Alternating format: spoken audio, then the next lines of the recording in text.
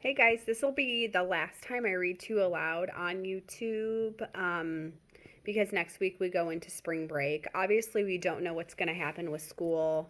Sorry, I look a mess, but I did take a shower, I promise.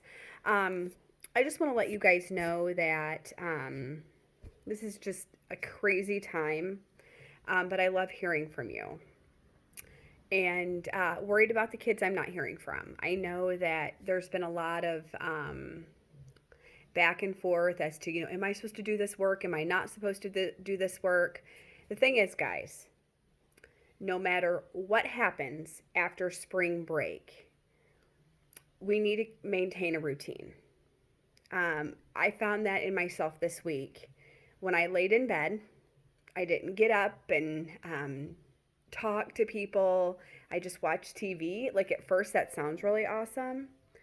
And then I realized I was just like completely isolating myself from my family and from friends. And um, obviously, we're supposed to be social distancing, but just not doing your daily routine can really get you out of whack.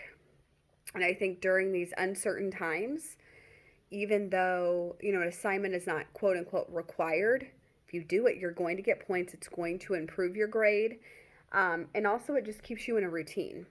And I know what teachers are posting is not taking 8 to 10 hours a day. So, doing a little bit of work and then having the rest of the day to spend with your family and watching Netflix and playing video games, that's okay. Um, but there's some kids I have not heard anything from, and I'm kind of worried about them. So just be aware, like, if you haven't seen somebody posting on Google Classroom and you're friends with them, I'm not mad at them. I'm worried. So Mrs. Oberst and I are a little worried just to make sure everybody's doing okay. Because for some people, when they hear that they're going to be stuck at home, um, that's not a good thing for them. They don't want to be stuck at home. They would prefer to go to school. So I worry a little bit. So just make sure that you are staying up on your responsibilities as a student, and we'll just see what's going to happen as spring break, as we enter spring break. And um, I want you to know that this has probably been one of the hardest weeks, just because I became a teacher because I wanted to build relationships with kids. And I wanted to teach kids that they can do anything they want to do, and it doesn't matter where they come from or what kind of money they have or whether they have support at home or not. And that's hard when I can't connect to you guys face to face. So I think Mrs. Oberst and I are going to try to do a Google Hangout. So just be aware of that. Maybe we'll be able to do a Google Hangout. We'll tell you what time to log on if you want to, just to see each other and talk, especially if this break is extended. But I want to remind you to be doing your discussion boards and be filling out your graphic organizer for your book, because if we do go back to school, at the beginning of April, that book needs to be done. That would have been an assignment I would have assigned to you whether we had school or not this week, that the book needs to be done by spring break. So just want you to be aware of that, because we're going to jump right into our paper for that book, regardless if we're back in school or not. I want to make sure you're prepared for next year, and it's very difficult for me when all of this is happening, but I want to give you my time. You deserve my time. You deserve my instruction. So I'm not just going to pretend and not do anything. Like, you deserve my time. So I love you guys. I'm going to go ahead. I'm going to read today from Sunquist again. We are at uh, we are at chapter 26, right? He just led the frat party, and he didn't understand why that girl did not want to dance with him. She was like, no way. And her name is Paulette. Okay, so we are at 227. As you may be aware, most formal dating relationships in college, in the rare cases that they really actually exist, start with hooking up. If a couple hooks up enough times and they find themselves waking up beside each other with frequency and, here's a major point, going to the dining hall for breakfast together, they may be headed towards an actual boyfriend-girlfriend type of relationship.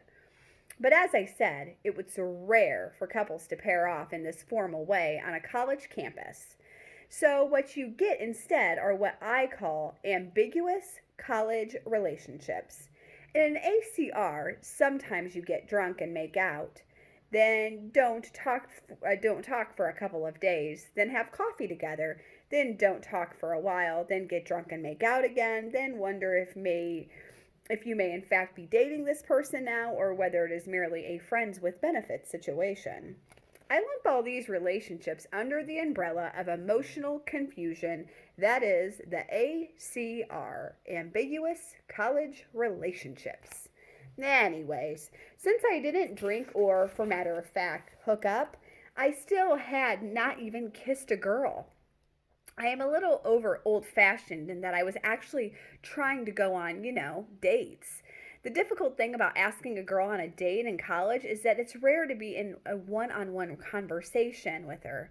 She's always in a group, a table in the cafeteria, a circle standing around before class, a mass of nude streakers. My point is, it's tough to ask a girl out or even to say we should hang out sometime because there are other ears listening. Not only might she reject you, she might reject you in front of an audience. It took several months past forever to spot such a perfect moment with Lily, this girl I had met at the Christian event on campus. She was cute, and she never asked me how I lost my leg, which I took as a sign my disability wasn't important to her. Finally, one night, we both were at the Pizza Hut in the University Center, and I saw her get up from the table and go to the bathroom. I got up from my own table and followed her. No, perverts, I wasn't following her to the bathroom. I was just trying to make sure the vector of her movement and the vector of mine had an intersection at the end of the aisle. Fortunately, I'm pretty good with vectors. Oh, hey, what's up, Lily? I said, as if to say, I'm so pleasantly surprised to see you here at this Pizza Hut, and furthermore that our vectors happen to intersect at the end of the aisle. She smiled. Hi, Josh. What are you up to? Just eating some za. Excuse me? Za. It's an abbreviation for pizza. Oh, okay. She chuckled at her abbreviation. My my BFFL, my best friend for life, Sadie Bickley. See her over there waving? Yeah. Hey, Biffle. We like to make abbreviations for everything. Saves a lot of time. Life's short, I guess. So true. Might as well use every syllable to the fullest. She nodded. Again, so true. What are you up to tonight? Meeting some of my friends later. You? Samesies. Now see, there it seemed like you added syllables. Oh, samesies is so much more fun to say. Think how much time you've wasted saying the extra syllables twice in the last 10 seconds. Geez, I guess you're right, she said. Those are seconds I'm never going to get back. Good thing we had this talk. She nodded, mock serious. Good thing. Anyway, great to see you, I said, swinging my hand out sideways to wind up for a slap speed handshake. You too. She smiled as our hands collided and pulled back, the fingertips locking like yin and yang. She took a step away, but I didn't let her go, as if I had just remembered something I wanted to tell her.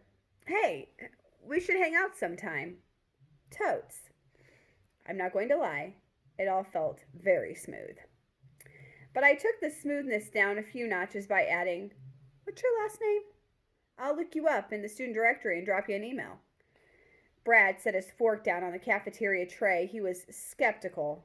Lily? The girl who was at Pizza Hut? Yeah, dude. She has this, I don't know, this X factor. Like this spark or this, vivaciousness. Vivaciousness, huh? Yeah, I smiled. And she would hate that word. She likes to breathe, Never mind. You just have to meet her. I'm not sure you guys would look right together. How so? Think about it. She dresses like a model for J. Crew, like she owns a boat. You dress like you are the crew, like you work on the boat. Very funny. I prefer to say that I dress like a model for Goodwill. Thank you very much. Well, let me know how it goes. I will. How are things with Avery? Avery was this girl with whom Brad was in ACR with. They had dated some early in high school, and by coincidence, both ended up at William and Mary. Sometimes they made out late at night. Other times they'd stay up night having deep conversations. A college freshman liked to do that. Complicated. They always are.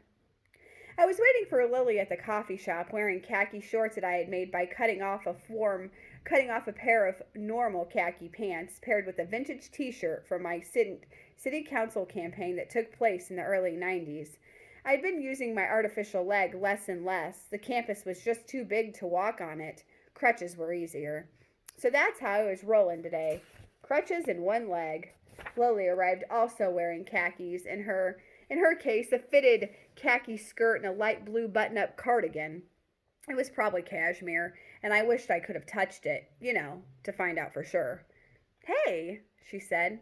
Hi, I said. We hugged. She ordered coffee, and I got an Italian soda flavored with raspberry syrup. As we sat down, I couldn't help but notice that the way that her curves pushed against her well-tailored J. Crew ensemble. In church, when I was growing up, we were always taught that you couldn't help noticing girls' bodies. If your gaze lingers, however, that's when the noticing has turned into sin of lust. So whenever you notice a girl's body, you are supposed to bounce your eyes and look at something else. But the only thing I noticed was that my eyes kept bouncing back. We started talking, diving into the 3-hour conversation of topics both deep and meaningful, the sort of discussion you hear a lot on a college campus. Our coffee date became a weekly event for the next few months and a half. My instincts said things were going well, which I should have taken as a sign that they weren't. Ooh, what a nice way to end before spring break. So, how do you have coffee with somebody every week for 2.5 months and things aren't going well, or there's nothing romantic and nothing is ever talked about?